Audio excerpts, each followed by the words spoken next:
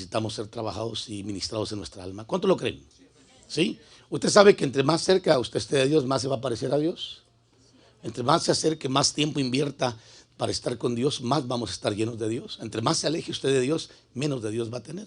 ¿Sabe usted eso? ¿Sí? De lo que estemos llenos, de eso vamos a hablar y vamos a trasladar. Así es que busquemos la presencia del Señor. Muy bien. Entonces yo voy a entrar con los símbolos. Vamos a una palabra de oración rapidísimo. Levante su mano derecha hacia el cielo. Padre, te doy gracias en este momento, Señor del cielo y de la tierra. Gracias por este tiempo y esta congregación. Te pido, Padre, que nos bendigas con tu buena palabra y, Señor, que tú puedas bendecirnos a través de la dirección de tu Santo Espíritu en todo lo que se diga y lo que se hable. Bendice, Señor, altamente a cada oyente y no permitas que se vayan sin recibir el consejo y la ministración de tu palabra, Padre. En el nombre de Jesús, gracias, Padre. Entregamos este tiempo a las manos de tu Santo Espíritu, confiando como siempre que dirigirás todo lo que se diga y se haga aquí en este lugar. Bendice a aquellos que están a través de las redes sociales también, en este momento sintonizándonos y escuchando, Señor, esta programación. En el nombre de Jesús, nuestro Señor y Salvador. Amén. Amén y amén. Gracias, hermanos. Por favor, tome su asiento. Muy bien. Entonces, los símbolos en el Nuevo Testamento. Nos quedamos la otra vez porque el domingo pasado me quedé mudo, hermanos. Pero nos quedamos la otra vez acerca de el movimiento profético, ¿verdad? Que se llevaba a cabo en la iglesia al principio. Amados hermanos, les podría rogar, yo me estoy cocinando, no sé si tienen el calentón puesto o el aire acondicionado. Por favor, si lo sugieres pueden revisar, o quien pueda revisar ahí. Mejor prendan el aire acondicionado, porque usted no se siente como que se está cocinando, hermano. ¿O solo yo? Solo yo, ok. Entonces yo soy el que está acá más con el fuego. Muy bien, entonces le decía, ¿verdad? Que la vez pasada tocamos acerca, nos quedamos con las profetisas, ¿verdad? Del Antiguo Testamento, del Nuevo Testamento, y hablamos acerca de los acontecimientos del Nuevo Testamento y cómo los cambios vinieron.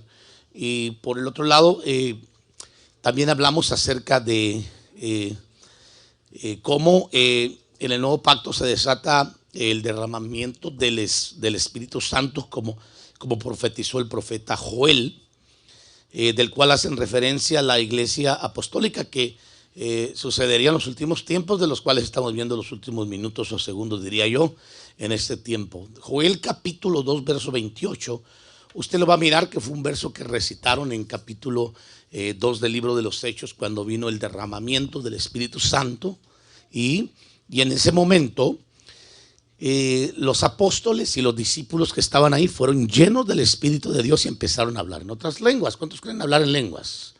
Algunos dicen que es balbucear. Yo entiendo, hermano, que hay gente que balbucea o que aprende las lenguas de otros y no es correcto.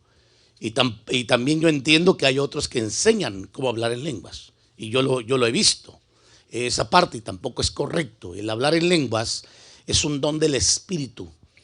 Es un don legítimo que se habló que iba a derramarse en los últimos tiempos, de acuerdo a lo que profetizó el profeta Joel, donde iba a haber un derramamiento del Espíritu tan grande, que aquí dice, fíjese bien lo que dice el pasaje aquí, hablando, dice, vuestras hijas, vuestros hijos y vuestras hijas, que dice, profetizarán. Entonces, aquí ya no estamos hablando del Antiguo Testamento, porque nosotros no vivimos en base a lo que dice el Antiguo Testamento.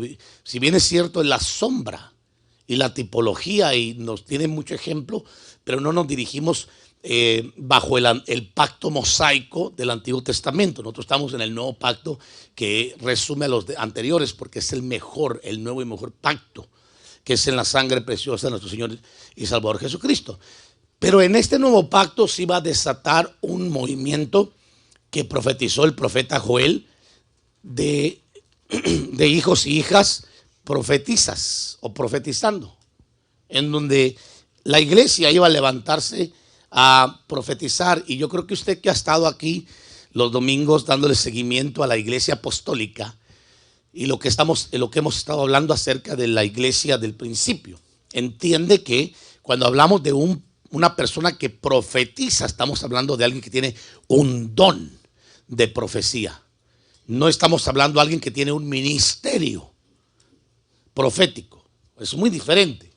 Y ahí hay que entender que hay muchos que se dicen profetas, si bien es cierto, pero que puede que manejen un don de profecía.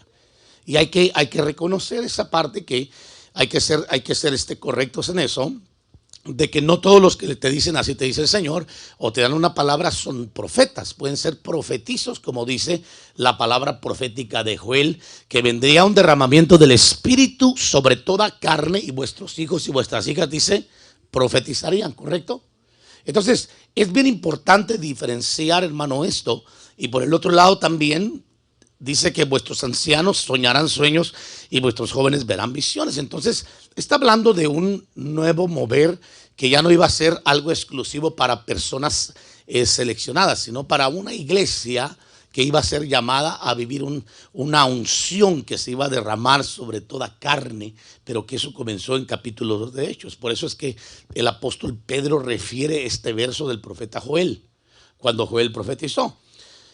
¿Y por qué lo refiere? Porque ellos empezaron a hablar en otras lenguas y a profetizar, a pesar que ahí se ve claramente que fueron idiomas los que ellos recibieron, hermanos, porque era necesario promulgar las buenas nuevas del reino a través de idiomas por las personas que estaban ahí. Usted va a mirar en capítulo 10 de Hechos cuando se derrama el Espíritu Santo en la casa de Cornelio, que ya no dice que eran idiomas.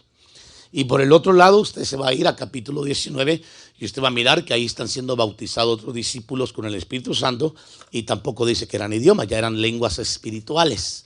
Y es por esa razón que Pablo se refiere cuando dice, hablaré en el Espíritu, pero también hablaré con el entendimiento, o cantaré en el Espíritu, cantaré con el entendimiento. Entonces, cuando él se refiere referente a los dones espirituales, ya está hablando espirituales. Y luego hace otra referencia cuando dice, si yo hablara lenguas humanas o angelicales, quedémonos en esa parte.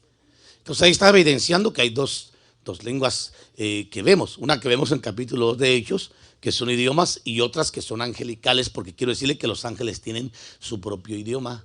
Ellos no creen que hablan español, no, ellos hablan su lengua angelical. Hay que entender eso, que no tiene nada que ver con la tierra. El hecho de que podamos entender no significa que ellos manejen nuestros idiomas. Los idiomas que manejamos son para nosotros los humanos.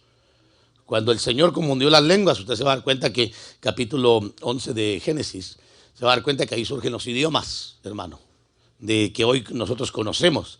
Anteriormente había una sola lengua y desde luego la iglesia va a volver a ser como en el principio desde Adán, seguidamente todos los hombres hablaban una sola lengua hasta que viene la dispersión de los hombres por la rebelión que intentaron conocer a Dios a través de los astros, levantando una torre, usted ya la conoce, ¿no? En la ciudad de Babilonia, que se llamaba la Torre de Babel, que significa puerta hacia el cielo, porque estudiaban los astros ellos. Y David decía que hay misterios escritos en los astros. ¿Y por qué cree que los hombres están pegados viendo a ver qué dicen los astros? Porque han descubierto secretos. Entonces, no es de extrañarse todo eso. Hay muchas cosas que la iglesia desconoce porque no se quiere meter en ello. Pero nosotros queremos tocar un poquito, aunque sea de ello, ¿no? Y entonces, usted va a mirar que cuando ya viene capítulo 2 de Hechos, se activa un mover sobrenatural del Espíritu Santo sobre toda carne. En pocas palabras, si usted puede tocarse físicamente y decir yo soy de hueso y carne, ese llamamiento y ese derramamiento debería de ser también para usted. Debería de tener la evidencia de hablar en otras lenguas como señal de llenura y visitación del Espíritu Santo. ¿Cómo se adquiere eso? Buscando la presencia de Dios y pidiendo a Dios, porque la promesa es para vosotros, para vuestros padres y para vuestros hijos y los hijos de vuestros hijos y para todo aquel que crea y quiera. Así dice la Biblia. Entonces hay que estar conscientes de que la Biblia es categórica en cuanto a todo esto, hermanos.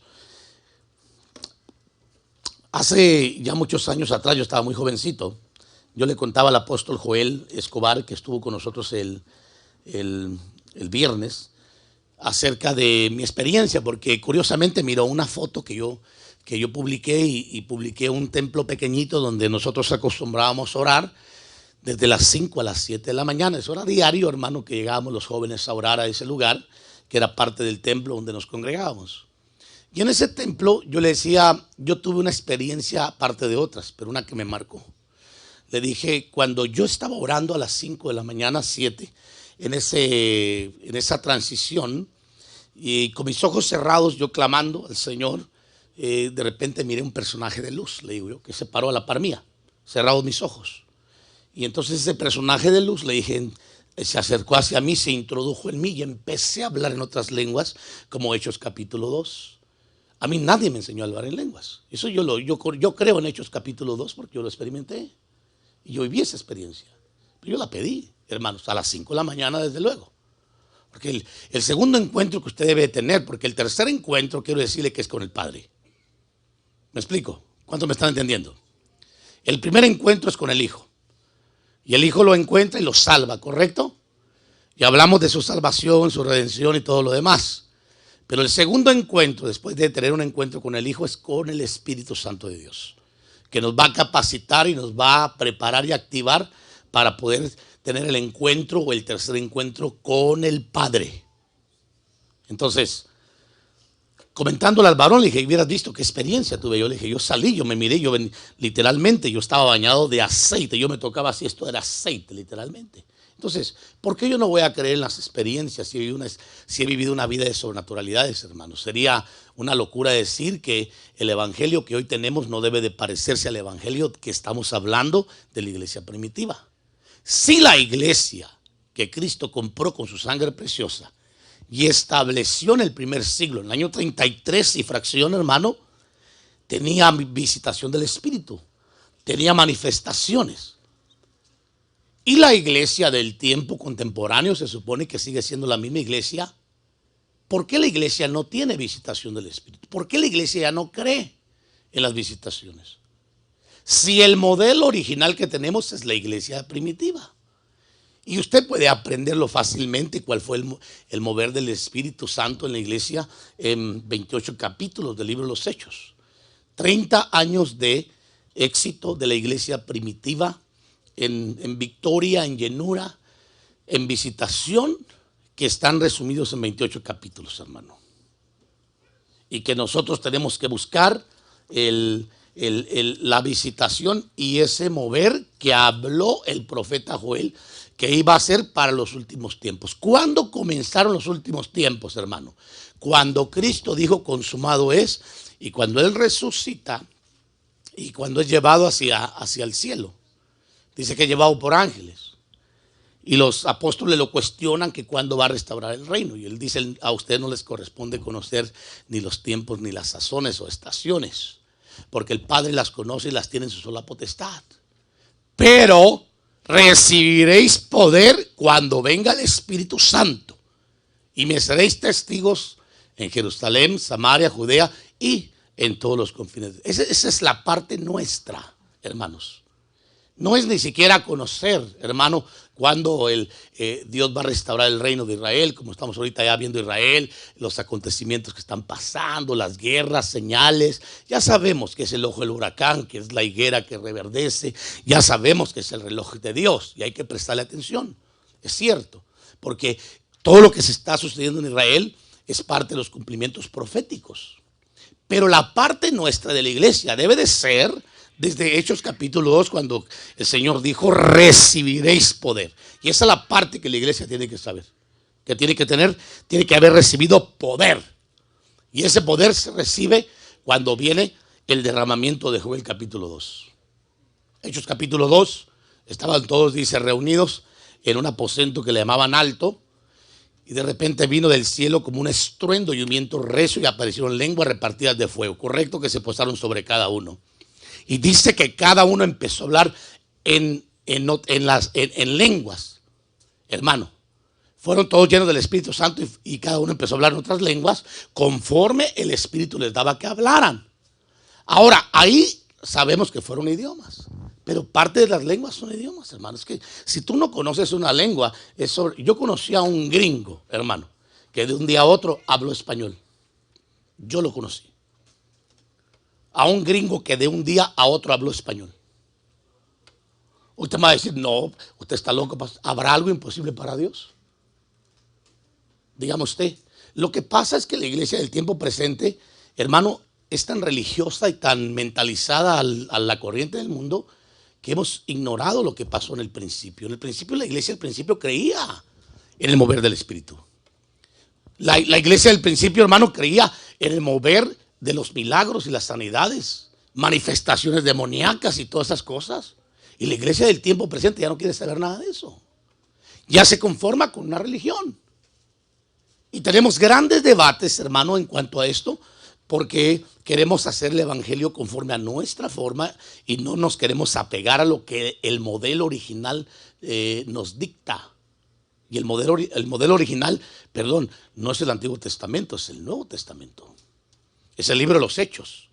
Porque el Nuevo Testamento realmente comienza del Hechos en adelante. Es cuando comienza la iglesia. Ahora, ¿por qué le comento todo esto, hermano? Porque yo quiero que entienda que la iglesia, hermano, si bien es cierto, hay que tener cuidado con el balbuceo. El balbuceo es cuando usted dice, ay, y no se le entiende ni papa. No, es muy diferente que alguien balbucee, pero hablar en lenguas. Esa es la manifestación, el testimonio de haber recibido el poder para poder ser testigos. La llenura para poder confrontar al diablo, para poder confrontar al mundo y poder predicar el evangelio con autoridad. Que es muy diferente. Otra cosa, que a usted le digan, a ver, ahora lo va a bautizar el Señor. A ver, diga gloria a Dios. Ahí está otro, gloria a Dios. A ver, diga aleluya, aleluya. Ahora diga gloria a Dios, aleluya, gloria a Dios, aleluya. Más fuerte, gloria a Dios, aleluya, aleluya, gloria a Dios, aleluya. Y se le traba la lengua y ya está bautizado. No, no es cierto, eso es un engaño. Nadie puede enseñarle a hablar a usted a hablar en lenguas. Eso lo da el Espíritu Santo de Dios.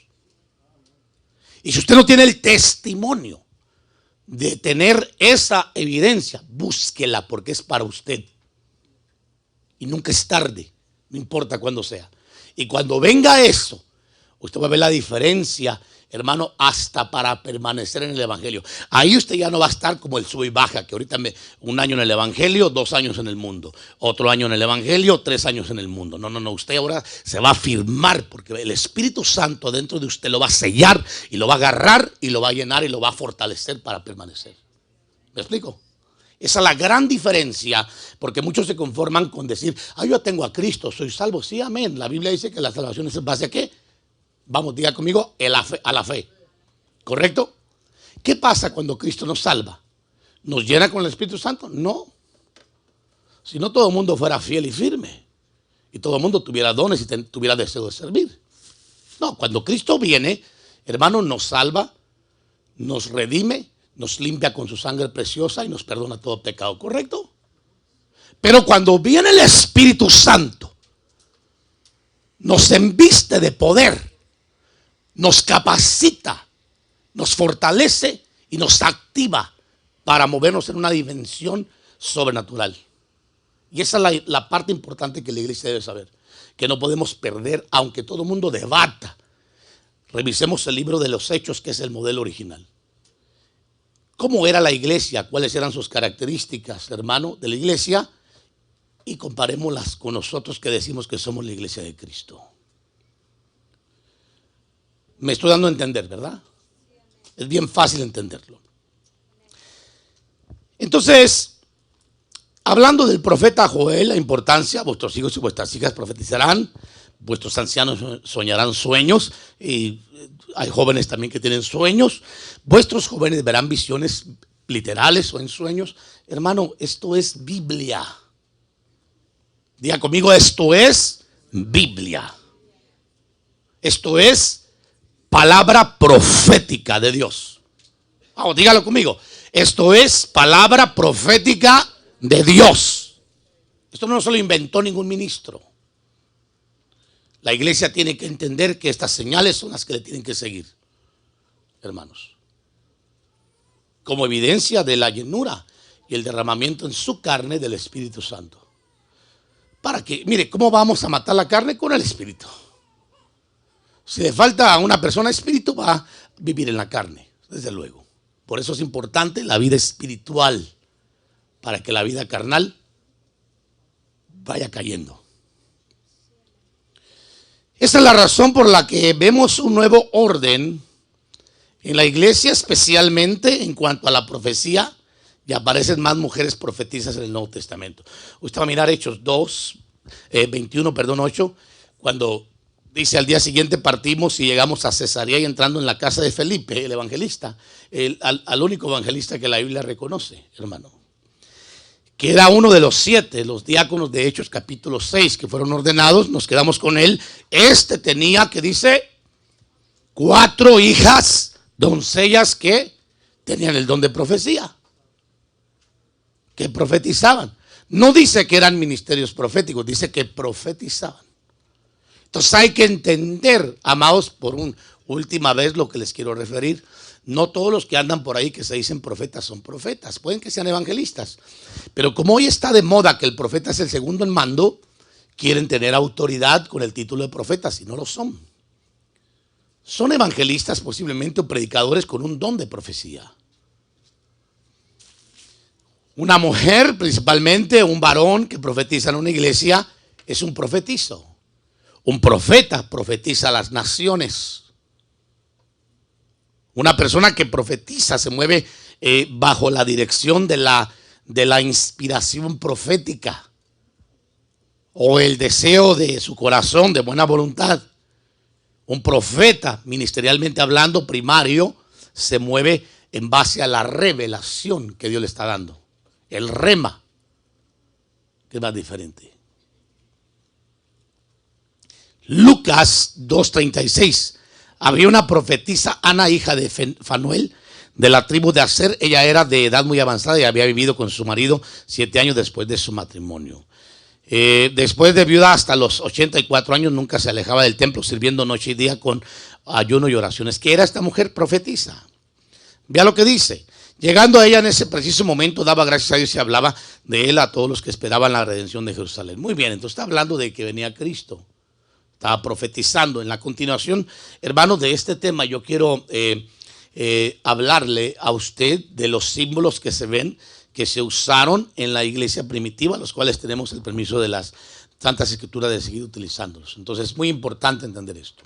Los dones, nos tiramos a los símbolos para poder entender y resumir el tema que quedamos pendiente la otra vez, para que entendamos de una sola vez, hermano, que sí es verdad, ha habido mucho abuso en la palabra profética, ha habido mucha falsedad, pero eso no quita la verdad de que realmente en el tiempo presente haya un derramamiento del Espíritu, donde estamos viviendo los últimos minutos o segundos. Porque Pablo y Pedro y los apóstoles hablaron de los últimos tiempos, los últimos días, pero eso ya hace 2019 años aproximadamente, de acuerdo al calendario greco-romano, hermanos. Entonces ya hace bastante tiempo. Estamos ya a finales de circular todas las cosas. Hablemos de los símbolos en la Biblia, que también se movieron para que los reconozcamos en la iglesia. ¿Qué le parece? Y no digamos, ay, ¿por qué están usando eso? Brujería. Yo he escuchado que dicen brujería. ¿Por qué es brujería? Entonces los apóstoles eran brujos. ¿O por qué ellos sí los usaron y nosotros no? ¿Por qué ellos sí hablaron de ellos y nosotros no? ¿Qué caso somos una iglesia diferente? ¿O qué iglesia somos? Otra iglesia de Cristo. ¿Cuándo compró 2 iglesias? Hermanos, dígame usted.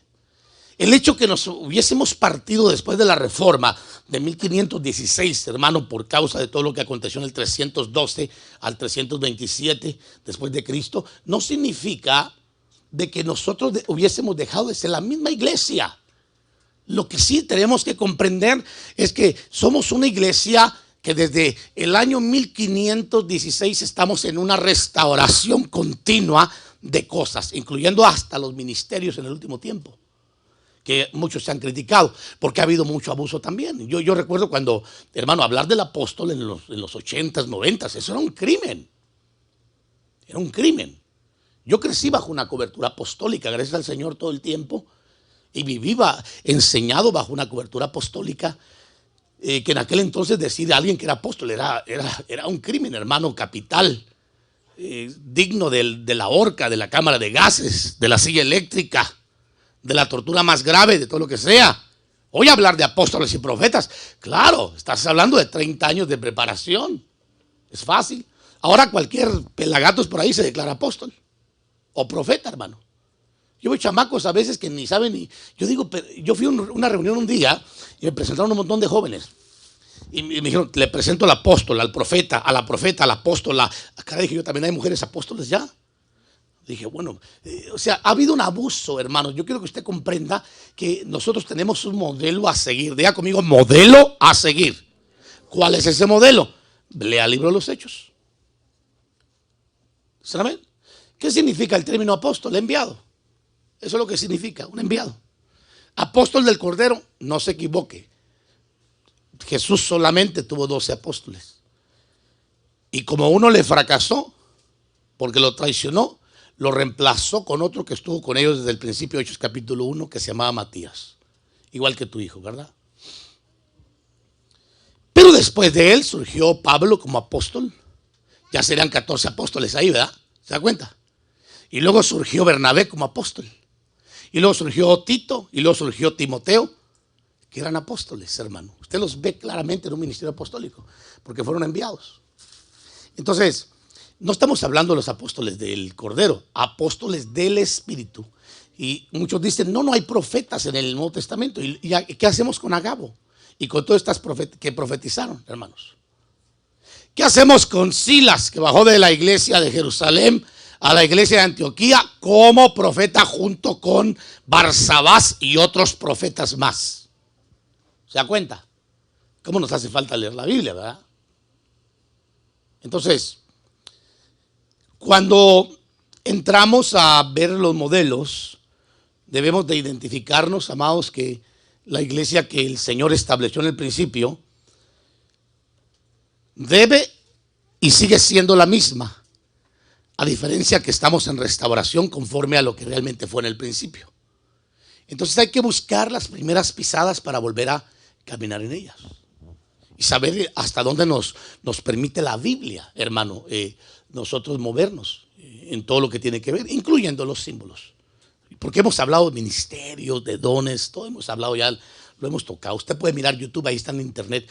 Nosotros no vendemos el material, aunque no sería mala idea, ¿verdad? Como muchos lo hacen. Vamos a ver los símbolos entonces rapidísimo, después para darle continuación al tema.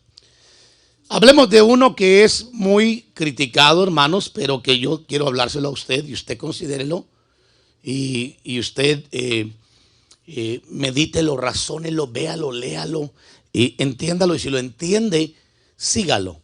Y si no lo entiende, yo le voy a decir, de todas maneras, Dios no lo va a condenar porque lo haga o no lo haga. Se lo tengo que aclarar. Pero si usted reconoce que es bíblico, pues simplemente sujétese a ello y eso es todo. Hablemos de la mantilla o la cubierta de la mujer en el orden de Dios, de acuerdo a 1 Corintios 11:3. Cuando dice, pero quiero, y aquí quiero que me ayuden un poquito con la Biblia los hermanos que están en cabina, hermanos, por favor, porque voy a hablar de algunos versos ahí, que dice 1 Corintios 11:13. Fíjese que esto es Biblia, hermano, esto pasaba en la iglesia al principio, hoy no lo mira usted. Hoy lo toman como dicen, ¿por qué ustedes se cubren la cabeza? Bueno, nosotros no, las mujeres. Hay algunas iglesias que los varones se cubren la cabeza, ¿los ha visto, hermanos? Sí, ahí están capuchados los hermanos. Para orar, le llaman el talí de oración. Eso es judío, eso es para los judíos. Eso fue para el pacto de Moisés, eso no es para el nuevo pacto. Nosotros no estamos bajo ese pacto. Nosotros estamos bajo el nuevo pacto, hermano. No estamos bajo el sacerdocio arónico. Estamos bajo el sacerdocio según el orden de Melquisedec, que es un sacerdocio eterno, donde Cristo fue hecho y establecido como el sumo sacerdote de ese nuevo orden, donde toda la iglesia, como sacerdote, está siendo preparada para ministrar delante del Señor por la eternidad. Pero la iglesia del principio tenía la costumbre de pedirle a las mujeres que se cubrieran la cabeza cuando oraban solamente y profetizaban. Y a los varones pedirles la iglesia. Fíjese bien la diferencia. Fíjese bien la diferencia. Porque los judíos por naturaleza acostumbraban a orar cubriéndose la cabeza con el talí. Y muchos están siguiendo esa onda todavía hoy en día. Y usted los mira. Pero Pablo viene como apóstol y perito arquitecto de la iglesia. Dicen, señores, Hoy en este nuevo pacto el varón no se cubre la cabeza, pero la mujer sí. Porque el varón es imagen y semejanza de Dios y la mujer es imagen y semejanza del varón. Por tanto, tiene que tener un símbolo de autoridad. Se lo voy a explicar rapidísimo así, aunque esto es doctrina, pero porque era un símbolo, hermano, que la iglesia usaba. Entonces no podemos ignorarlo solo porque algunas congregaciones no estén de acuerdo. Tienen derecho a no estar de acuerdo, pero que lean bien la Biblia y que sigamos las pisadas, pues. Porque nos sujetamos a otras cosas, pero a otras no. Ahora vea bien lo que dice aquí, 1 Corintios 3:13. Quiero que sepas que la cabeza de todo hombre es Cristo. Ahí está el orden de gobierno, ¿correcto? Y la cabeza de la mujer, ¿quién es? Vamos, hermanas, digan el hombre. Aunque me caiga como patada en el hígado, pero es mi cabeza. Fue la que Dios me dio, la que yo escogí, pero ni modo, ya que le vamos a hacer. Ya ni modo de regresarlo, porque no hay regresos. ¿Verdad, mijo, que ya no hay regresos? ¿Verdad, mija? Ya no. Dicho de paso, ayer los casamos a esta parejita, hermanos, aquí en la iglesia, y ya los podemos recibir como un nuevo matrimonio, ya formalmente reconocidos. ¿Cuántos dicen amén? Démosle un aplauso al Señor por ese orden maravilloso, hermano, que la iglesia está entrando. Amén. Ahora aquí habla del orden de gobierno que Dios estableció, no lo estableció, hermano, el hombre. Quiero que sepas que la cabeza de todo hombre es Cristo, ¿sí? Y la cabeza de la mujer es el hombre. Y la cabeza de Cristo, dice, es Dios. ¿Cómo se llama eso? Orden de gobierno. Hay una escalera en el gobierno. Es lo que se enseña en el reino. Ahora, yo quiero que usted vaya al verso 4, pónmelo ahí, mija, al verso 7, por favor, de capítulo 11. Todo hombre que cubre su cabeza mientras ora profetiza, ¿qué dice? Deshonra su cabeza. ¿Quién es la cabeza del varón? Cristo. De acuerdo a Corintios, léalo bien aquí, Corintios, pero quiero que sepas que la cabeza de todo hombre es ¿quién? Cristo. Entonces cuando el hombre en el nuevo pacto cubre su cabeza, le va para los que se cubren la cabeza cuando oran, que mezclan pactos. Cuando nosotros, la iglesia, no estamos bajo el pacto mosaico, estamos bajo el pacto de sangre en Cristo Jesús, Señor nuestro. Entonces, dice todo hombre que cubre su cabeza mientras ora, ¿qué dice? Y profetiza, deshonra su cabeza. ¿Quién es Cristo? Sigue adelante. Pero toda mujer que tiene la cabeza descubierta mientras ora o profetiza, fíjense bien lo que dice, mientras ora y profetiza, deshonra su cabeza. ¿Quién es la cabeza de la mujer? El varón. Porque se hace una con la que está rapada. ¿Quién era la rapada, hermano, culturalmente hablando en aquel entonces? Perdone que lo diga, yo tengo que decirlo, pero eran las personas que no estaban muy agradablemente muy reconocidas, o rebeldes, o personas así. Esa era la mujer, hermano, que se cortaba el cabello, porque decía, yo no me quiero parecer a una mujer, yo quiero parecerme un varón, y rácatelas, hermanos, se volaban el pelo. Y podría hablar más detalle de eso, pero usted búsquelo mejor, para no ser gravoso en eso. Adelante. ¿Qué dice el otro? Porque si la mujer no se cubre la cabeza, que también se corte, ¿qué dice? El cabello. Note bien, habla de cubierta y habla de cabello. Este es un punto bien discutido, hermano, pero es doctrina bíblica. ¿Qué le vamos a hacer? ¿La quitamos? ¿Por qué no quitamos cuando la Biblia dice, por medio de la fe somos salvos en Cristo Jesús? ¿Por qué no lo quitamos? Pero sí quitamos cosas así. Esto sí no lo creemos. Pero sí creemos que Dios hace milagros, ¿verdad? ¿Por qué no quitamos, hermano, que el Señor ha tenido misericordia de nosotros? Porque nos conviene. Pero en la Biblia yo quiero explicarle a usted que no es lo que nos conviene, es lo que Dios dice. Lo importante, fíjese bien. Pero si es deshonroso para la mujer cortarse el cabello o raparse, ¿qué dice? Que se cubra. Muy bien, entonces ahí está. Ahora quiero que vayas al verso 10 rapidísimo ahí.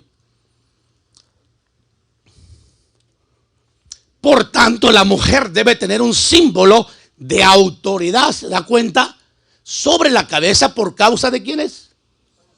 Entonces este no es un asunto cultural de que los judíos lo tuvieran, porque la cultura de los judíos era que el varón se cubriera y la mujer se cubriera también. Pero en el nuevo pacto le quitan al varón la cubierta y a la mujer se la imponen. por causa de que en el nuevo pacto hay una administración angelical, porque se abrieron los cielos, hermano. Acuérdense bien lo que le dijo Jesús a los discípulos y a Natanael. De cierto te digo que desde este día en adelante mirarás ángeles bajar y descender del cielo de Dios. ¿Por qué? Porque se iba a activar una administración angelical. En pocas palabras, el ministerio angelical iba a estar en la iglesia más grande, moviéndose que nunca. Y se lo puedo probar. Ángeles cuando Jesús resucitó. Ángeles cuando el Señor se fue. Ángeles abriéndole la prisión a Pedro. Ángeles, hermano, diciéndole a Pablo que nadie iba a perecer, pero que se pusieran a comer y que se fortalecieran porque tenían que nadar mucho. ¿Sí? Y podemos ver ángeles, ángeles, ángeles. Hay un ministerio angelical que viene a fortalecer a la iglesia. Entonces por eso tiene que haber un orden de autoridad para una mejor ministración. ¿Me está entendiendo, verdad? Véalo bien. Por causa de los ángeles, no por la cultura. Ahora quiero que usted vaya al verso 13 al 16, por favor. Vea bien lo que dice ahí. Juzga vosotros mismos, ¿es propio que la mujer ore a Dios con la cabeza descubierta? Pregunta, ¿se da cuenta? Adelante. ¿No os enseña la misma naturaleza que si el hombre tiene el cabello largo le es deshonra? Adelante. Pero que si la mujer tiene el cabello largo le es una gloria, pues a ella el cabello le es dado por velo. Adelante. Pero si alguno parece ser contencioso, nosotros no tenemos tal costumbre. Ni la tienen las iglesias de Dios de andar contendiendo, hermanos. Ahí está aclarando tres cosas importantes. Fíjese bien. Una, la cubierta sobre la cabeza con cabello. Si no se quiere cubrir, que se corte el cabello. Y la tercera, que a la mujer Dios le dio el cabello como velo cuando no está orando. Pero no habla de cubierta. Regresa al verso 15. Habla de velo. Entonces, en pocas palabras, el cabello largo para la mujer es como la distinción que le va a distinguir, porque principalmente hoy en día, hermano, que hoy ya no sabemos ni qué, hermano, ya los perdone que lo diga, los varones parecen mujeres por la parte de atrás, desde luego. Van tanto al gimnasio que forman glúteos tan grandes que ya no parecieran varones. No me va a decir que a usted no le ha pasado algo así. Que usted de repente lleva a alguien enfrente con el cabello largo, hermano, con glúteos. Usted dice, Señor, reprenda al diablo, y está batallando, ¿verdad? Sí, o sea, hermano, sería ilógico mirar que alguien que tenga glúteos grandes no vaya a llamar la atención. Desde luego. Es muy normal y muy natural.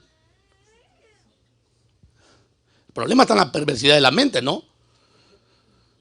Y cuando de repente usted lo pasa, le mira con barba y bigote y dice, Dios, el Señor reprenda al diablo.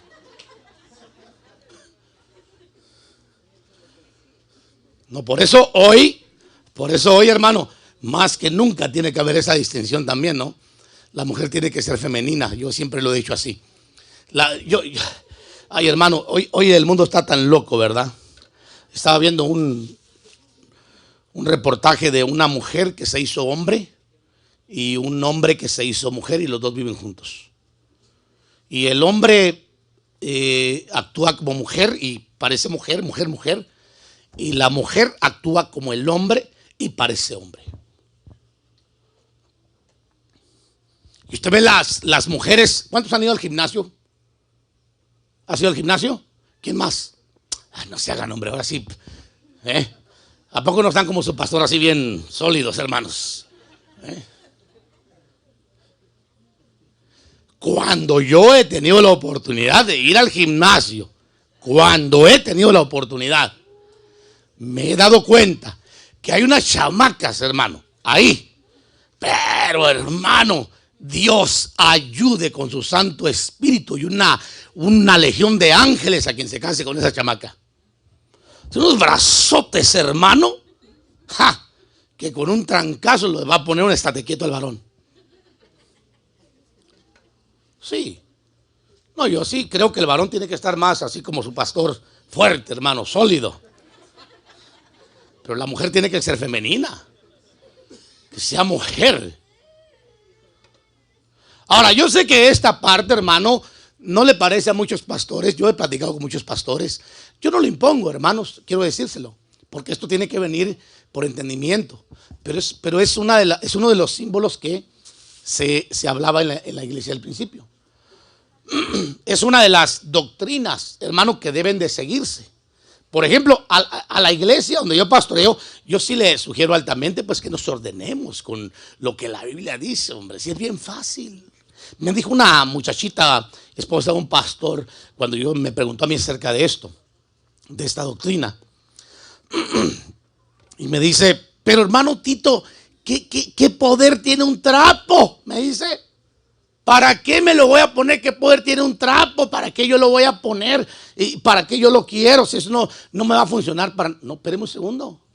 Espéreme, eso es un símbolo. Es un símbolo. Es que no es el trapo, amados hermanos, es la actitud de obedecer.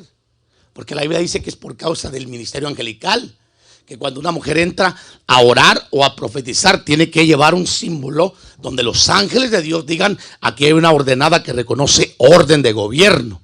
O que los ángeles caídos que también ministran señales extrañas, vean que hay un símbolo de autoridad y no puedan ministrar con una profecía falsa.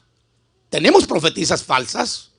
Así dice el Señor, la mujer que tienes déjala, porque el vaso que estoy usando es el vaso que tengo preparado para ti, dice el Señor. No, hombre, ¿se imagina? Y tal vez el otro está mal en el hogar, dice aleluya, recibe la profecía.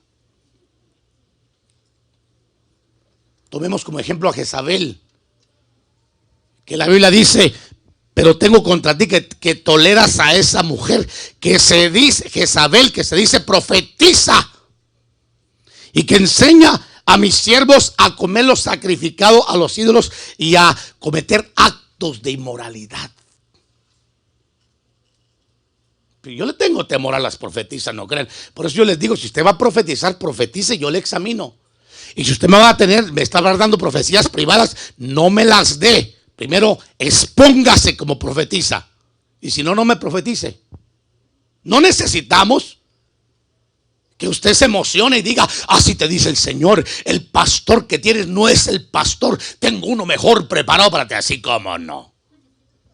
Mire, hermano, si de algo, después de 30 y tantos años de predicar la palabra, he entendido, es que Dios jamás se equivoca con el pastor que le dio. Jamás se equivoca. Es el que usted necesita, cabal.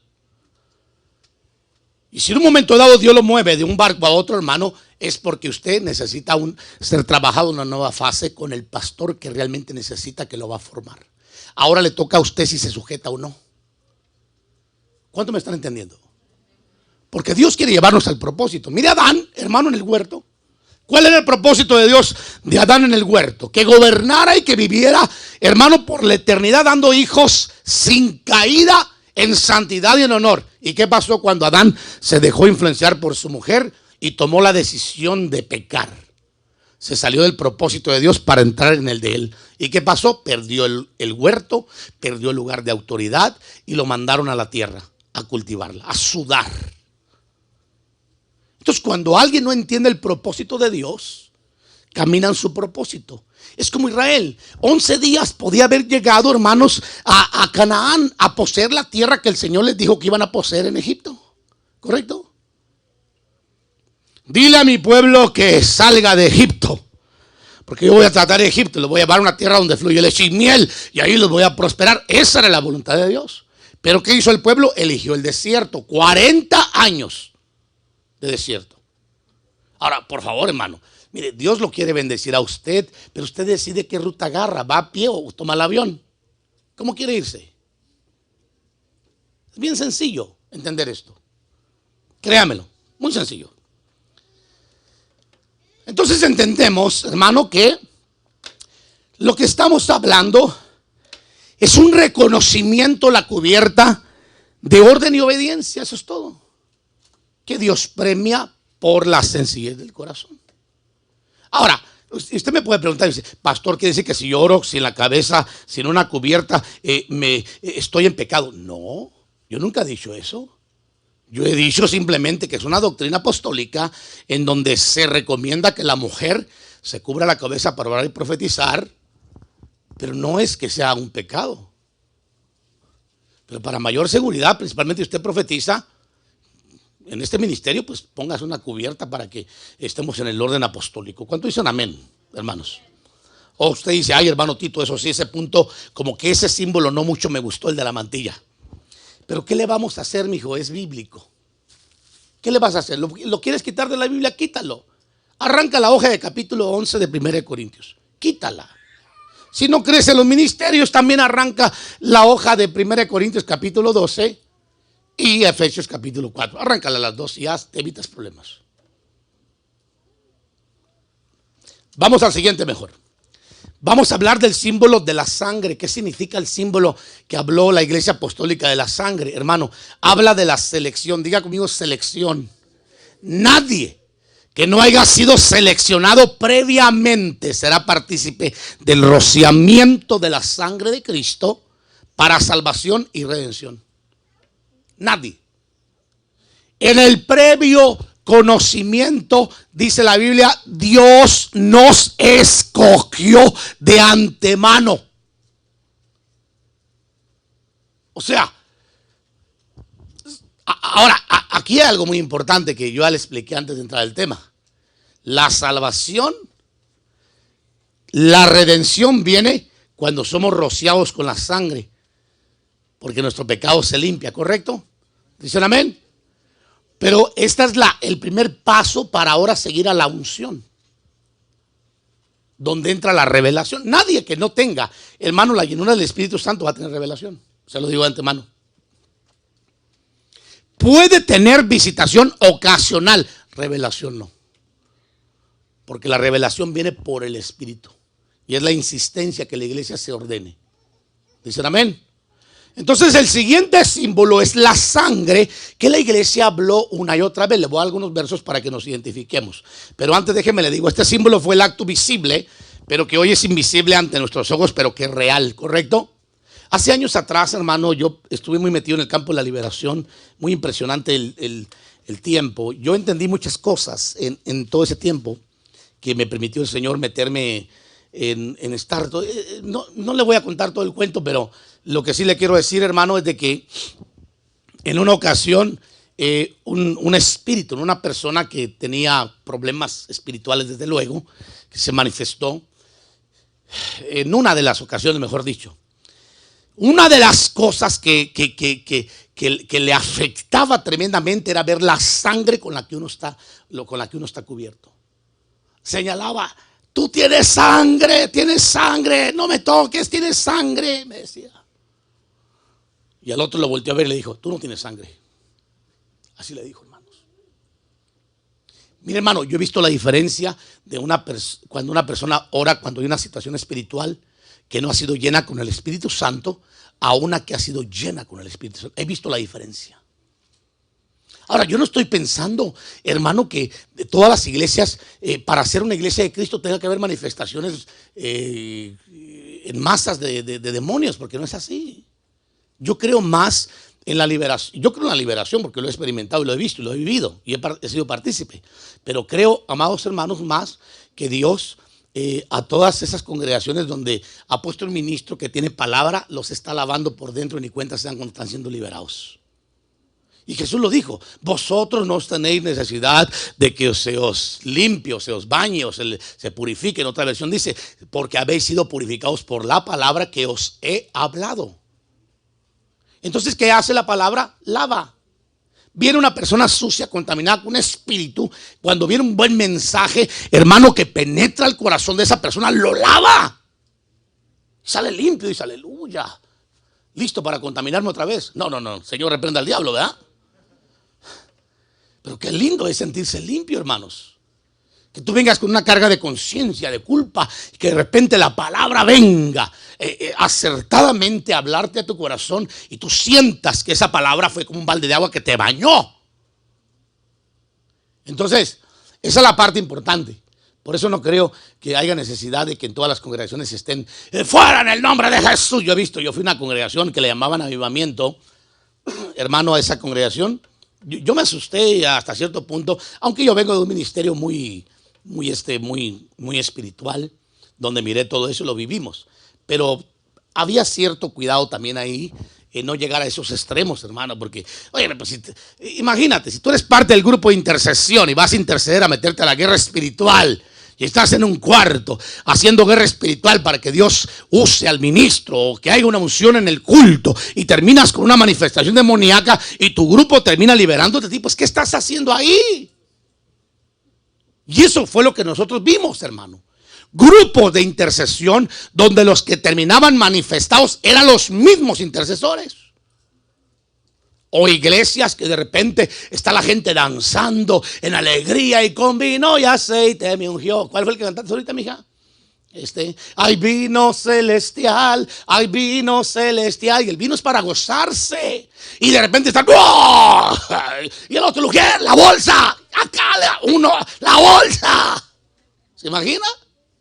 Y la otra, la ujiera, el papel, trácatela, hermano. No, yo no quiero ver eso aquí. Ok, yo entiendo que es una de las formas que un espíritu es expulsado. Pero para eso hay cuartitos. Y para eso los diáconos, principalmente, prepárense. Cuando eso pase, los sugieres, los ancianos, tienen que estar bien ungidos. Porque ahí no van a pedir ayuda al pastor. Yo los voy a mandar solitos con un endemoniado. Para que se trineen. ¿Dicen amén? Qué poquitos amenes. ¿Verdad? Pero yo he visto eso. Que no dudo que tenga la capacidad, desde luego, hermanos. No lo dudo. Pero yo he visto eso de que están que danza y que todo ese rollo y hay remolineando y de repente, ¡ah, hermano! Y yo digo, Dios mío, no, yo no quiero esa iglesia. No porque no crea que eso existe, pero hay formas de trabajar eso. ¿Me explico? O tener una persona endemoniada aquí y yo estoy predicando. No, ¿cómo va a ser posible que deje de predicar por sacar un demonio? No. Esa persona, si no se compone, va a seguir con ese demonio. Y si se le saca ese demonio y no se compone, le va a traer otros 7 más y las cosas van a ser peores. Mejor dejarle ese que está ahí hasta que se arregle. Es más correcto. De otra manera le vamos a hacer un mal. Pero bueno, eso es otro tema, ¿verdad?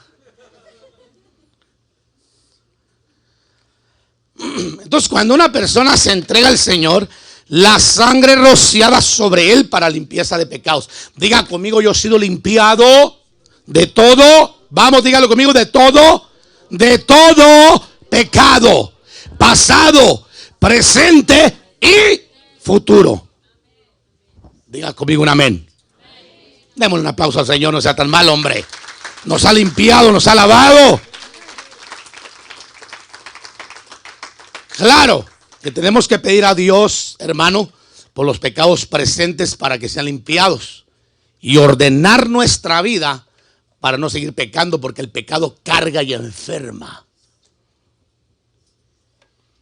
Es mejor que no peque para no pedir perdón, o no pequemos mejor para no pedir perdón.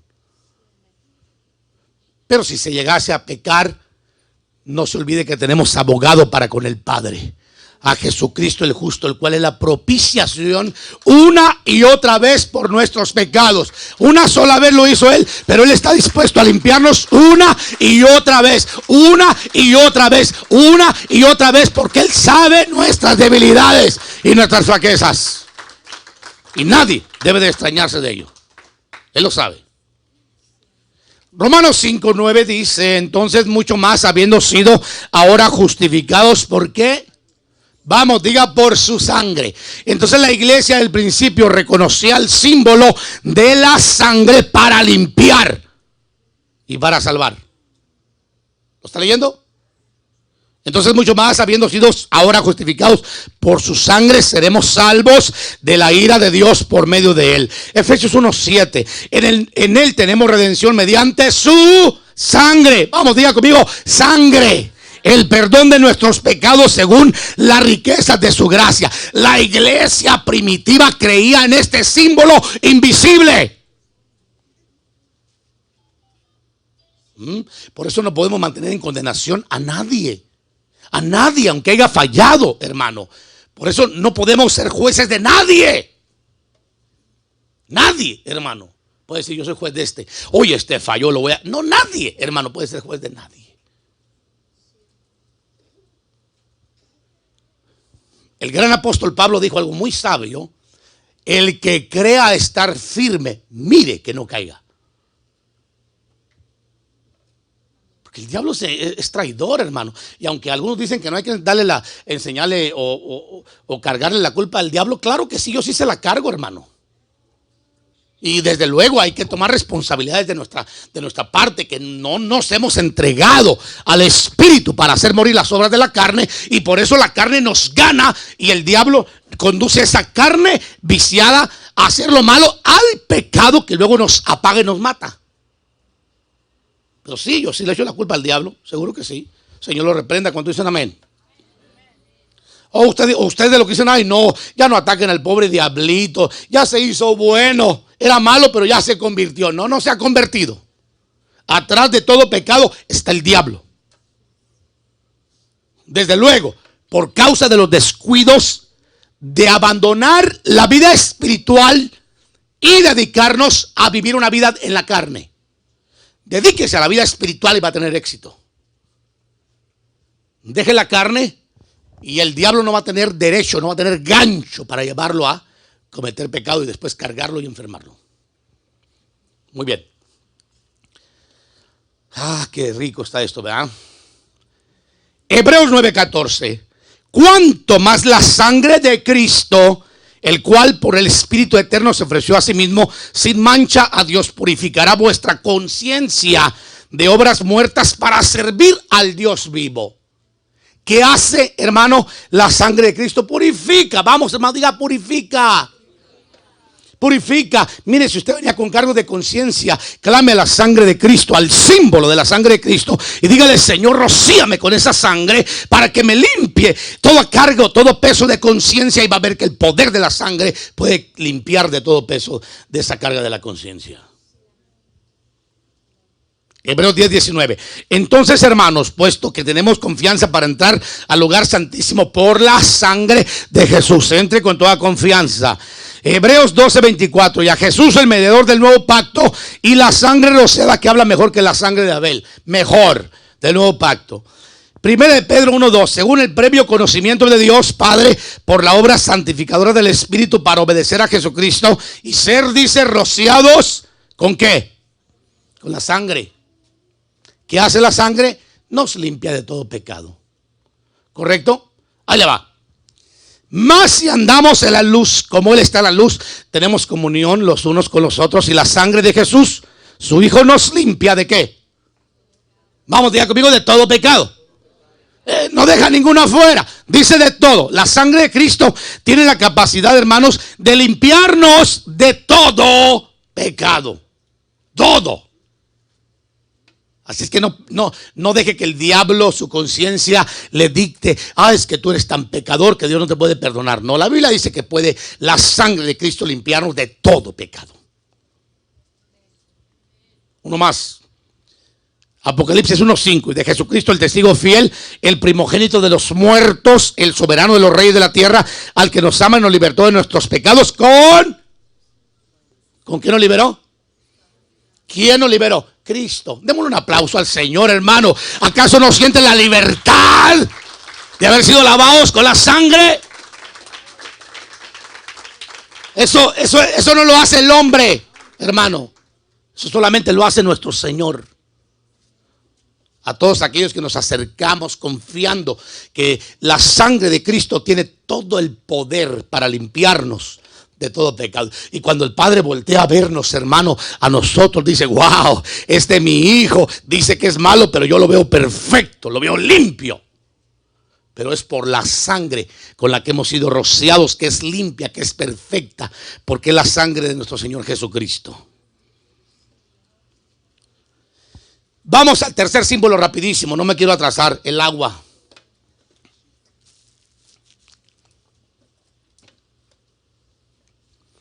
¿Por qué si crees en bautizarte no crees en otros símbolos? ¿Cuántos creen en el agua? ¿Qué hace el agua, hermanos? El agua es un símbolo que se utiliza en todas las religiones para confirmar a los feligreses en la fe. El agua. La iglesia cristiana no es la excepción. La iglesia del principio bautizaba. Hermanos, ¿en qué bautizaba? En agua. Ahora, todos estamos de acuerdo en que nos tenemos que bautizar en agua, ¿correcto? Pero en aceptar otras doctrinas no. Pero este símbolo es otro símbolo que se utilizó en la iglesia, el bautismo en agua. Bautismo en el cuerpo, que es igual bautismo en el cuerpo, igual a confirmación en la fe. Colosenses 2:6, por tanto, de la manera que recibiste a Cristo Jesús, el Señor, así andad en él. De esa forma, Colosenses 2:7 dice, firmemente arraigados y edificados en él y confirmados en vuestra fe. ¿Qué es lo que nos confirma la fe? El bautismo.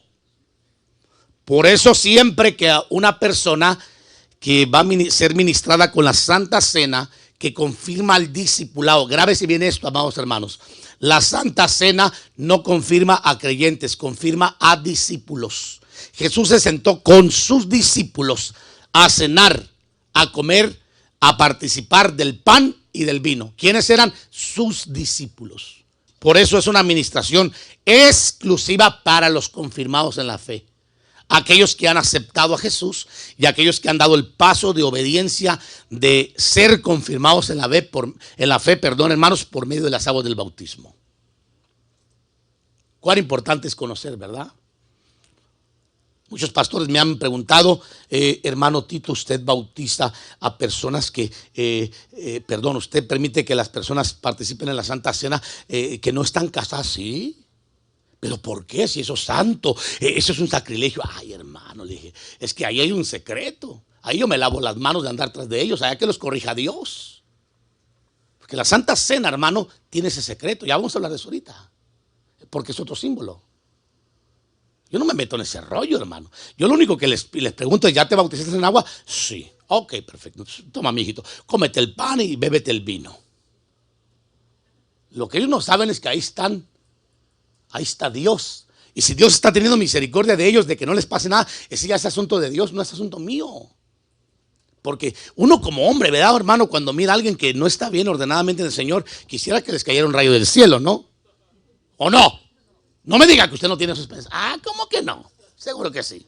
Más cuando le hace a alguien algo malo a usted dice que le caiga un rayo del cielo. Señor, perdóname, pero es que sí es lo que yo deseo. Le dice uno. Sí, hay todavía intenciones malévolas. Uno como pastor no puede hacer eso, ni siquiera pensarlo. Pero sí tiene que saber lo que la Biblia dice, lo que se manejó en el principio. Y en la iglesia al principio se manejaba mucho la Santa Cena, igual que el bautismo. Las aguas, creías en el Señor, no tenías que ir a todo un seminario para aprender qué significaba el bautismo. Una clase y basta, y vámonos. Porque hay iglesias que tienen que pasar todo un seminario, hermano, de explicación de las aguas del bautismo. Mire el eunuco, hermano, lo único que recibió fue una clase, ¿correcto? Y lo que preguntó es, ¿qué impide que yo sea bautizado? ¿Qué le dijo Felipe? Si crees de todo corazón puedes. Creo que Jesucristo es el Hijo de Dios. Y los dos bajaron, dice, a un charco, hermano, y lo bautizaron. Eso le tapa la boca a aquellos que dicen que hay que bautizar solamente en el mar y en el río. Que porque si se bautizan en la misma agua como en piscinas o en charcos, los pecados se quedan ahí. Y si se mete otro, levantan los pecados de otro. Mire qué ridiculez, hermano. La gente se ha vuelto loca. Es lo que creen, hermano, unas corrientes por ahí. Pero nosotros no creemos en eso, ¿verdad?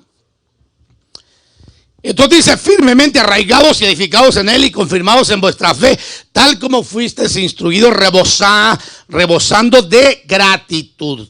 Romanos 6:4, por tanto hemos sido sepultados con él por medio del bautismo para muerte. Oiga bien, a fin de que como Cristo resucitó entre los muertos por la gloria del Padre, así también nosotros andemos en la novedad de vida. Alguien me preguntó una vez, pero el ladrón en la cruz no se bautizó. Sí, pero ese que iba, ¿qué novedad de vida tenía si ya le estaban diciendo bye bye? Jesús le dijo, de cierto te digo que hoy, ¿para qué quería que lo bajaran a bautizar? Hoy estarás conmigo en el paraíso. Pero todos aquellos que estamos aquí, hermanos, y que hemos creído, necesitamos ser confirmados en la fe con las aguas del bautismo que confirma la aceptación por parte nuestra de la doctrina cristiana que va a regirnos, gobernarnos, dirigirnos desde ese momento en adelante. Digan un fuerte amén. Amén. Muy bien. Novedad de vida. Habiendo sido sepultados, Colosenses 2:12, con él en el bautismo, en el cual también habéis resucitado con él por la fe en la acción del poder de Dios, que él resucitó de entre los muertos. Ahí está. Bautismo. Usted vea el bautismo. Termino con este verso, este punto. 1 de Pedro 3:21. Y correspondiendo a esto, el bautismo ahora nos salva, no quitando la suciedad de la carne, vea bien, sino como una petición a Dios de una buena conciencia. Novedad de vida, pues mediante la resurrección de nuestro Señor Jesucristo.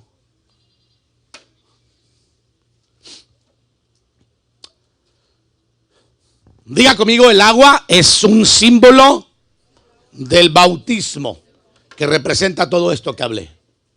Eso es el agua. Vámonos al pan. ¿Verdad que la Biblia hablaba del pan? Hechos 2:42. Se dedicaban continuamente a las enseñanzas de los apóstoles y a la comunión, al partimiento del pan. Ok. Se reunían en las casas, hablamos de la iglesia apostólica, en el templo y en las casas. ¿Se recuerda usted ese tema? Cómo la iglesia se convierte, hermano, en una entidad que logra llegar hasta un hogar a través de una célula, un discipulado, donde ya no es casa, ahora es la iglesia en la casa. Ahí hay que ordenar esa parte, por cierto, hermanos, muy importante.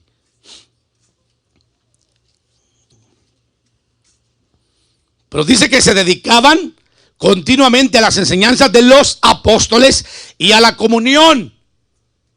Había coinonía en la iglesia y al partimiento del pan. Cuando se refiere, amados hermanos, al partimiento del pan, ¿sabe a qué se está refiriendo? A la administración de la Santa Cena. Usted lo va a ver una y otra vez. Por eso, 1 Corintios 10:16 dice: la copa de bendición que bendecimos no es la participación en la sangre de Cristo. El pan que partimos no es la participación en el cuerpo de Cristo. Ahora, yo quiero aclarar esto, amados hermanos. Esto es un símbolo. Por favor, no vaya a estar como los curitas o algunas corrientes cristianas también que piensan que esto es una transubstanciación. No. No lo es, hermanos. Perdonen que esté en desacuerdo con algunos de los que me estén viendo, principalmente pastores, pero no es así. Lo que sí dice la Biblia, que este elemento del pan se convierte en un instrumento disciplinario para aquellos que no disciernen correctamente el cuerpo de Cristo. Cuando comen y beben el pan, porque no están discerniendo con qué sangre fueron limpiados, lavados, y la están teniendo por inmunda, o la están pisoteando, hermano, y no se dan cuenta de lo que están participando. Yo no me preocupo de eso, yo los meto a todos, hermanos. Media vez esté bautizado, usted tiene la responsabilidad en este ministerio de poder participar del pan y el vino. Ya si Dios tiene misericordia de usted, pues, y si de repente usted estira racas así, si no se quiere arreglar, pues ya rollo suyo. Usted sabe que hay iglesias que han sacado personas así. Le voy a mostrar una iglesia donde estaba el apóstol Pedro. De repente llegó uno, hermano, que se llamaban Ananías y Zafira. ¿Se acuerdan? La parejita. A los dos los sacaron, hermanos, directitos a... Ahora, usted va a mirar capítulo 11, hermano, de 1 Corintios, que dice que por causa de no discernir esta administración del pan, hermano, que cuando se ministra, que en realidad lo podemos aplicar como la palabra revelada, pero el pan viene a ser en sí lo que es la participación del cuerpo. Jesús dijo: yo soy el pan que descendió del cielo, ¿correcto? Yo soy el verdadero pan. Moisés os dio a comer pan de ángeles en el desierto, pero yo soy el pan que descendió del cielo. Entonces, por eso cuando él parte el pan dice: este es mi cuerpo que por vosotros es ofrecido. Y Pablo lo habla, véalo bien ahí lo puede ver usted, ahí está en el pasaje. El pan que partimos no es la participación en el cuerpo de Cristo. Sí, que hay misterios, es cierto, hermano, en eso. Hay misterios. Jesús dijo, se lo voy a poner de esta forma: porque el pan de Dios es el que baja del cielo y da vida al mundo. 6:34. Entonces le dijeron: Señor, danos siempre este pan. Jesús le dijo: yo soy el pan de la vida, el que viene a mí no tendrá hambre, y el que cree en mí nunca tendrá sed. Muy bien, Entonces, ¿quién es el verdadero pan? ¿Por qué el pan? ¿Por qué cada vez que nos reunimos a la Santa Cena partimos el pan, hermanos? ¿Por qué? Porque estamos tipificando el acontecimiento que Jesús dijo: este pan representa mi cuerpo que por vosotros va a ser ofrecido. No lo tengan por inmundo. Es lo único que pidió. Porque en ello hay revelación, hay misterio. ¿Sabe por qué? Porque no solamente es un instrumento disciplinario, es un instrumento de bendición también. Porque Dios trae fortaleza, vida y sanidad. Qué triste, es verdad. Vamos al vino mejor rapidísimo. Este es otro símbolo, el vino. Este símbolo tiene por lo menos dos aplicaciones. Inciso A, el gozo, la embriaguez de Hechos 2, que usted va a mirar ahí, cómo quedaban todos embriagados y pensaban que estaban borrachos. Y el 2, la sangre del pacto, que habla el Señor, la cual bebemos cada vez que celebramos la Santa Cena, hermanos, juntamente con el pan. ¿Lo ha visto? 1 Corintios 10:16 dice: la copa de bendición que bendecimos no es la participación en la sangre de Cristo. Ahí está. Lo dice 1 Corintios 11:25. De la misma manera también tomó también la copa después de haber cenado, diciendo: esta copa es el nuevo pacto en mi sangre. Haced esto cuantas veces la bebáis en memoria de mí. Y hay muchas iglesias que no celebran esta administración, hermano, no creen en ella. Ok, yo les entiendo. Y lo vamos a hacer. Le decía anoche, hermano Elías, hicimos una vez un drama, ¿te acuerdas, verdad? Elías salió de Jesús, estaba más jovencito. Pero lo hicimos muy bien, lo hicieron un buen trabajo. Estaba viéndolo anoche yo en las fotos de hace años atrás. Y tipificaron ellos la administración de la Santa Cena. Pero quiero decirle que la cena que hacía la iglesia del principio, hermanos, era realmente juntarse a cenar. Eso hacía una fiestona, hermano. Y otros hasta borrachos llegaban a embriagarse. Ahí tuvo que pararlos Pablo, el apóstol. Pero cuando Jesús se reunió, partió pan y bebió vino. Entonces ahí nos quedamos, en el pan y en la copa, que Pablo habla aquí. Esta copa es el nuevo pacto en mi sangre. Haced esto cuantas veces la bebáis en memoria de mí. Es un método correctivo que se usaba en la iglesia primitiva para evaluar la fidelidad de los creyentes, ya que junto al pan se convierte en un método de Dios para bendición o corrección. Usted elige cómo quiere. 1 Corintios 11:29. Porque el que come y bebe sin discernir correctamente el cuerpo del Señor, come y bebe juicio. ¿Para quién? Para sí. Por esta razón hay muchos débiles y enfermos entre vosotros, y muchos ya se los echó el Señor. No, está bien, no lo crea.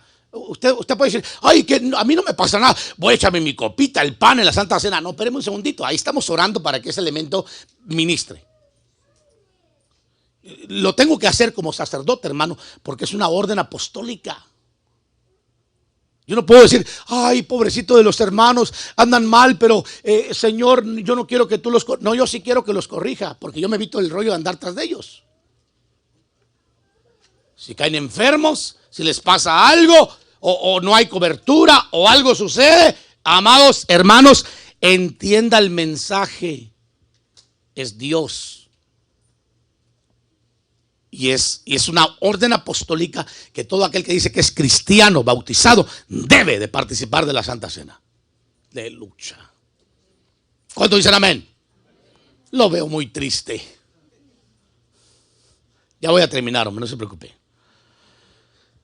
El aceite, nos vamos rapidísimo, rápido, unción para sanaciones. Ahí está, lo que hicimos la semana pasada, ¿verdad? Creo yo, ¿fue la semana pasada o antepasada? Antepasada, creo. Santiago 5:14 dice: ¿está alguno enfermo entre vosotros? Que llame a los quienes, al pastor o a los ancianos. Llame a los ancianos de la iglesia y que ellos oren por él, ungiéndole. ¡Ja! Hermano, oiga, ungiéndole. ¿Dónde está mi botellita, amados hermanos? Desde hace como 2 siglos la lavaron. Aceite. Aceite. Aceite. Ven para acá, mija. Ven. Ven. Toma. Huélelo. ¿A qué huele? A ver, enséñaselos a ellos para decirles a qué huele. Ándale, córrele. Enséñaselo. Hay que lo huelan. Dile, huela. ¿A qué huele?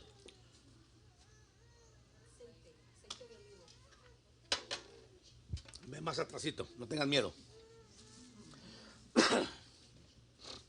Yo te digo cuando regreses, ¿a qué huele? ¿Mm?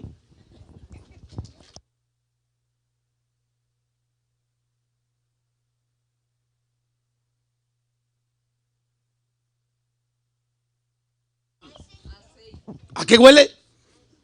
Aceite. Hermano, usted le huele algo especial porque hay gente que le pone que canela, que aromas y todo ese rollo. Permítame, la Biblia en el Nuevo Pacto dice que lo unjamos con aceite. Caray, aceite. No dice que le pongamos especies mágicas, olores, que porque algo va a pasar por el olor. No, no, no, espérenme un segundo. Ese era el aceite de la unción del antiguo pacto.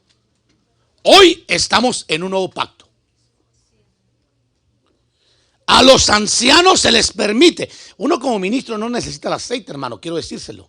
Porque para eso Dios lo ha ungido. Y no estoy diciendo con esto que los ancianos no estén ungidos. Pero por si las dudas, el aceite ayuda mucho. ¿Me explico? Tráelo, mija, para acá. Gracias, mija. Qué obediente. Te has ganado el cielo en esta mañana, ¿eh? Aunque te pusiste toda roja. ¿Verdad que todos olieron que esto no tiene nada mágico? Pero ¿sabe qué? La Biblia dice que si está alguno enfermo en la iglesia, que llame a los ancianos de la iglesia y que lo unjan con aceite. Aceite, diga conmigo aceite. Era un símbolo de la iglesia.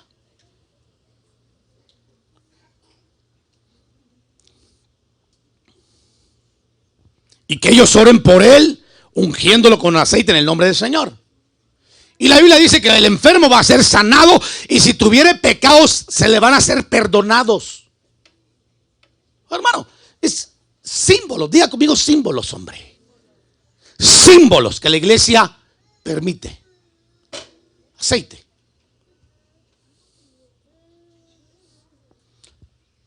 Marcos 6:12, y saliendo predicaban que todos se arrepintieran. 6:13, y echando fuera muchos demonios, y echaban fuera muchos demonios y ungían ¿con qué? Aceite a muchos enfermos. ¿Y qué pasaba? Los sanaban. Hay que creer en lo que dice la Biblia. Hay que creer. Por si falta la fe, dice, dígale usted, Señor, voy a poner aceitito porque me falta un poquito de fe. Entonces el aceite va a complementar el asunto. Y Dios va a obrar. Mateo 25:1. Entonces el reino de los cielos será semejante a 10 vírgenes que tomaban sus lámparas y salieron a recibir al novio. Por eso decía que era dos cosas importantes. Aquí habla hermanos, del aceite espiritual, del aceite que tiene que tener una persona, de la unción, esperando al Señor. 5 de ellas eran insensatas y 5 prudentes, porque las insensatas al tomar sus lámparas no tomaron aceite consigo, pero las prudentes tomaron aceite en frascos junto con sus lámparas. Esto habla de un aceite, hermanos, de unción espiritual para que puedas brillar ahora tú como persona. Ya no para sanar enfermos. ¿Qué tiene que haber en un cristiano? Vamos, dígalo, hermano, aceite. ¿Qué tiene que haber en un cristiano? ¿Pantalla? No. ¿Qué tiene que haber en un cristiano? ¿Muchas palabrerías? No.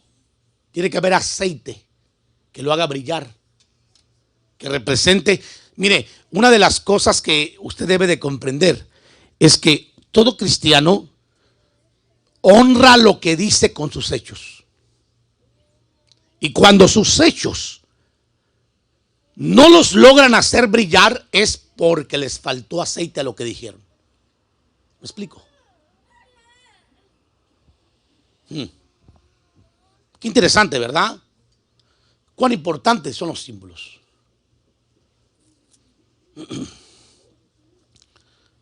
Séptimo, los pañuelos y delantales ungidos. Yo cierro con este. Hoy la gente hoy no cree en los pañuelos. Mire, yo conocí un varón que cuando él predicaba se quitaba la corbata y la cortaba en pedacitos.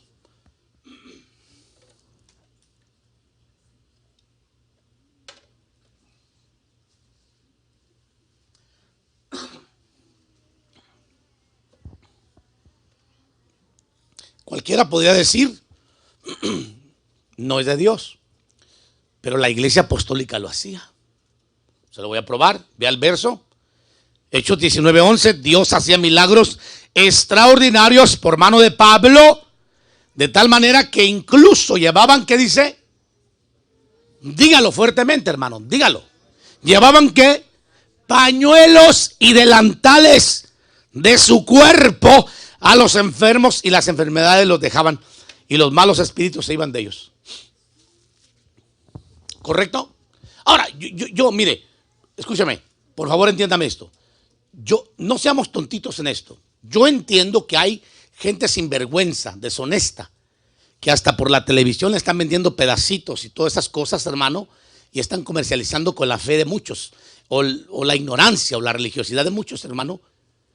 Pero eso no quita que la Biblia hable de que cuando una persona legítima, ungida, hermano, le preste a usted su saco, le preste su corbata o su delantal, lo que sea, para ir a ponérselo a un enfermo, si usted lo cree, Dios no puede obrar una sanidad. El problema está hoy en día, es que hoy en día se ha hecho un comercio de fetichismos y estamos cayendo en hechicerías y brujerías, y que la iglesia, en la ignorancia por no leer las escrituras, está siguiendo los pasos de todas esas personas, hermano. Ya no buscan más a Dios, ahora buscan al ministro y el trapito que les vende. Pero la Biblia aquí dice claramente que Pablo se quitaba los delantales y los pañuelos y los ungían, hermano, con aceite o después de predicar, y se los llevaban y los ponían sobre los enfermos, y hasta los demonios salían expulsados de las personas. ¿Correcto? Entonces, ¿por qué hoy no creer? Hermano pastor, ¿no sería usted tan amable de prestarme una camisa? ¿Cuál fue el mensaje más ungido que se echó? Pues ahí usted evalúele, ¿no? Tengo un enfermo, me siento enfermo, présteme su saco un ratito. ¿Usted lo cree que Dios puede obrar? Usted dice, ay hermano, eso sí no es bíblico. ¿Y qué hacemos con los pañuelos y los delantales? Pues es una cuestión de fe, no de fetichismos, hermanos, perdón. Esto no se trata de hechicería, de comprar la rosa de Sarón, el agua sucia del Jordán, el aceite del Monte de los Olivos. No es cierto, no existe nada de eso. El agua sucia del Jordán sí es cierto, sí existe, pero el Monte de los Olivos no, eso está cercado, es un patrimonio nacional de Israel, nadie entra ahí. Árboles de más de 2000 años de existencia, ¿se imagina? Se los van a echar, principalmente si llegan latinos. Hacemos garras todo rapidísimo, hermano. Cambiamos comunidades rapidísimo. Pasamos por las comunidades, 10 carros en una sola casa, ahí viven latinos. ¿Correcto? ¿Qué cosa, no? Perdonen, hermanos, los que no son así. Sé que la mayoría no son así, pero el 10% no. Póngase de pie, vamos a dar gracias a Dios. Le debo uno.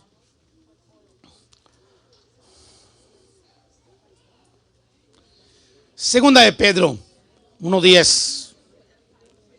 Así que, hermanos, sed tanto más diligentes para ser firme vuestro llamado y elección de parte de Dios, porque mientras hagas estas cosas nunca tropezaréis, nunca, y tomaremos ventaja.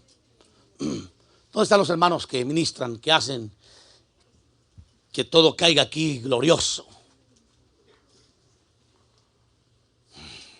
Wow, hermano, cuánta riqueza nos perdemos a veces, ¿verdad? Pero cuánta verdad existe.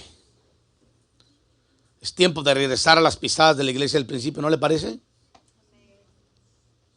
Regresemos a las pisadas de la iglesia del principio. Dame una la menor, mejor.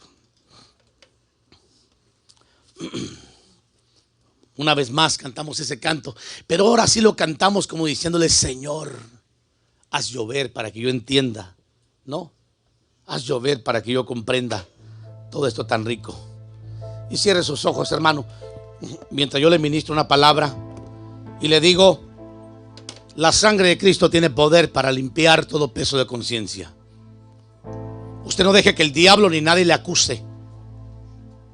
Cuando usted quiera hablar con alguien, venga con el pastor, se lo sugiero. Si usted se siente cargado, abatido, venga con el pastor. Si usted se siente enfermo, puede ir con los ancianos, con los líderes autorizados para orar, que lo unjan con aceite, que le compartan el manto, el pañuelo, lo que tenga, para que usted sea sanado. Si usted necesita ser ministrado en fortaleza, venga a la administración de la Santa Cena a comer del pan y el vino y ser ministrado, siendo partícipe de este nuevo pacto en sangre y en cuerpo que fue ofrecido en la cruz del Calvario por nosotros. Aleluya, gloria a Dios. Él es poderoso para limpiarnos, para purificarnos. Es necesario el agua y el orden de Dios. Es necesario buscar el orden de Dios. Aleluya. Veo una pequeña nube. Aleluya. Pero dígaselo.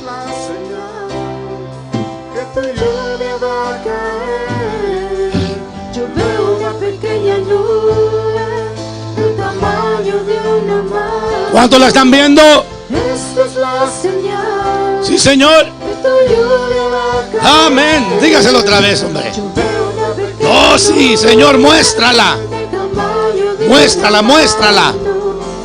Esta es la señal. Esa es la señal. A ver, dígaselo otra vez, vamos. Yo veo una pequeña nube. Vamos, abre los ojos espirituales, Dios. Abre los ojos de esta iglesia, Señor. Que puedan ver las pisadas de la iglesia apostólica y podamos ser bendecidos con esta palabra, con tu espíritu, con la administración de cada símbolo que hemos hablado. Aceite, vino, pan. Dígaselo, va a llover. A llover. Abre las fuentes del cielo. Levante su voz y dígaselo, a llover. A llover, Señor. Abre las fuentes del cielo. Sí, a llover. Veo una pequeña nube otra vez.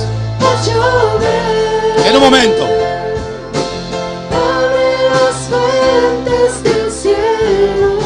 Levante sus manos al cielo, hermano. Vamos, abra sus ojos. Abra sus ojos espirituales. Vea la palabra, vea el rema. Gracias. Vea los símbolos de la iglesia. Aprovechese de cada uno de ellos. Aprovechese, póngaselos en acción, en acción. Esa es la señal que su lluvia va a caer. Yo veo una pequeña nube del tamaño de una mano. Esa es la señal. Así, así. Va a caer, va a caer. Yo veo una pequeña nube Algo va a suceder en esta tarde. del tamaño de una mano. En el nombre de Jesús, oh Dios. Esa es la señal que Dios te ama. Esa es la señal que Dios quiere visitarte. Si te alejaste de Dios, es el tiempo que te acerques. Porque Dios nunca se ha alejado de ti. Vamos. Oh, sí, Señor. Abre los ojos en esta hora. Abre los ojos, Señor. Abre los ojos si es necesario el colirio. Unge los ojos con colirio, Señor. Que podamos abrir los ojos y aprovechar los símbolos. Sí. Sí, Señor. Esa es la señal que tu lluvia va a caer, a llover. Vamos, pídaselo al Señor, a llover. Vamos, dígale, Señor, mójame, mójame, mójame. Mójame, Dios. Abre. Oh, a llover. Sí, a llover. Que tu lluvia caiga. Abre las fuentes del cielo. A llover. Ministra, ministra.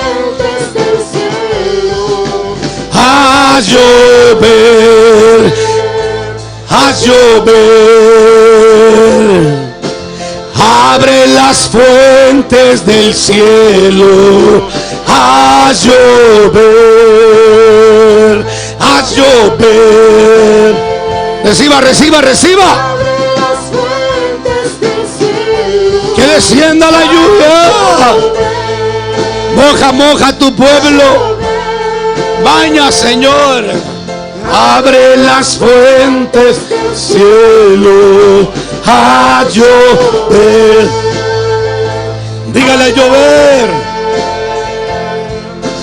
Abre las fuentes del cielo, haz llover. Haz llover, haz llover. Reciba, reciba. En el nombre de Jesús. Toda culpa, toda carga se va por el poder de la sangre de Jesús. Enfermos sean sanados ahora en el nombre de Jesús. Opresiones sean quitadas en el nombre de Jesús. Velos sean quitados.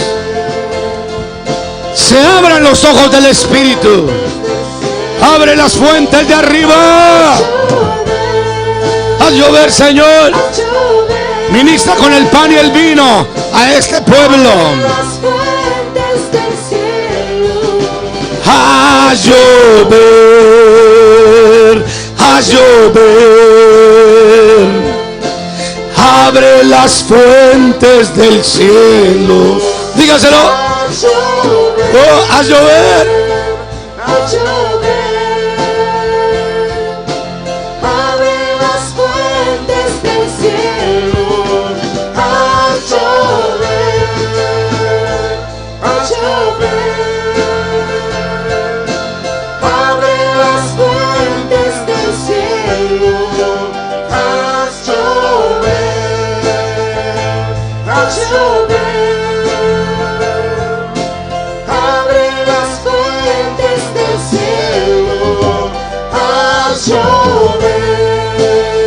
Gracias, Señor. Gracias, Padre, en el nombre de Jesús.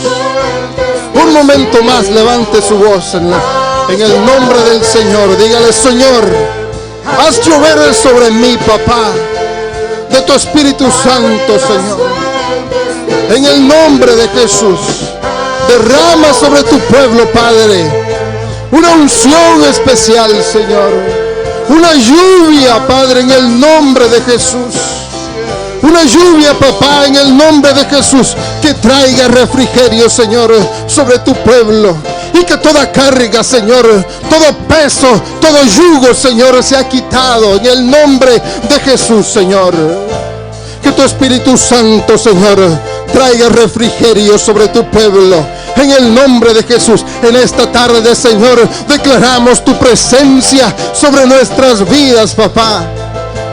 Tu presencia, Señor, en el nombre de Jesús. La presencia de tu Espíritu Santo. Levante su voz y dígale: Señor, gracias.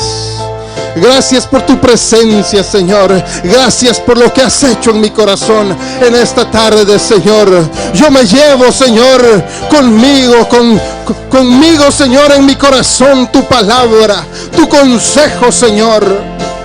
Y lo pondremos por obra, Señor. Declaro, Señor, en el nombre de Jesús, que tu palabra, Señor, es como una luz que viene a alumbrar, Señor, que viene a introducirme, Señor, al orden que tú has establecido en tu palabra, Señor. Oh, en el nombre de Jesús, papá, te damos gracias en esta tarde, Señor.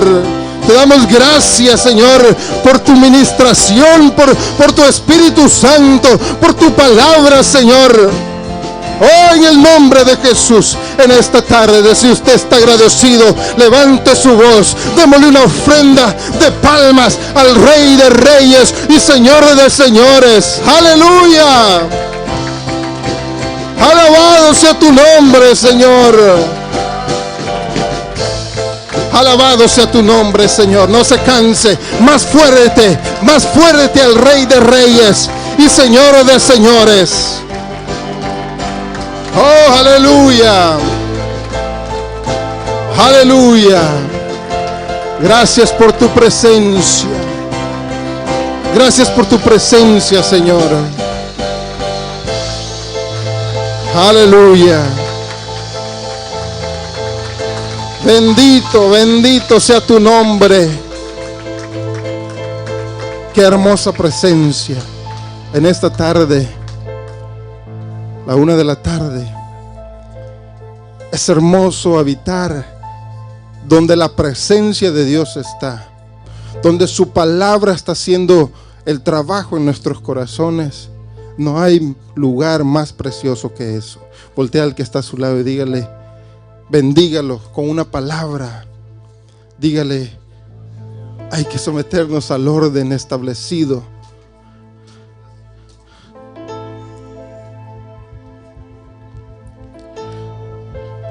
Aleluya. Gracias, Señor, por tu presencia. Vamos a despedirnos de este lugar. Es que su presencia va con nosotros. Vamos a orar para despedir este tiempo. Señor, muchas gracias por este tiempo. Gracias por tu palabra, Señor. Por esa bendición, Señor, que has traído a mi vida, Señor. Gracias por este tema, Señor, de los símbolos en tu iglesia, Padre.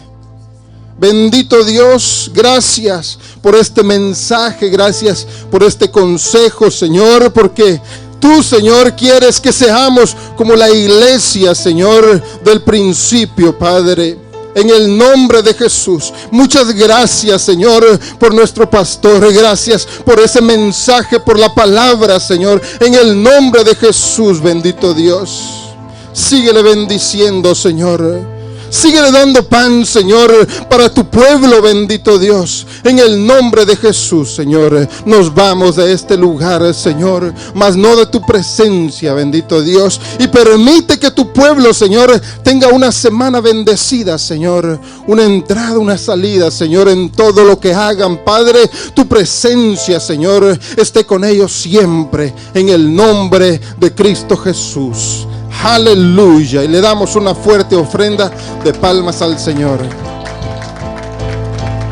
Gloria al Señor. De esa manera quedamos despedidos. No se olvide que en la parte de abajo tenemos un refrigerio.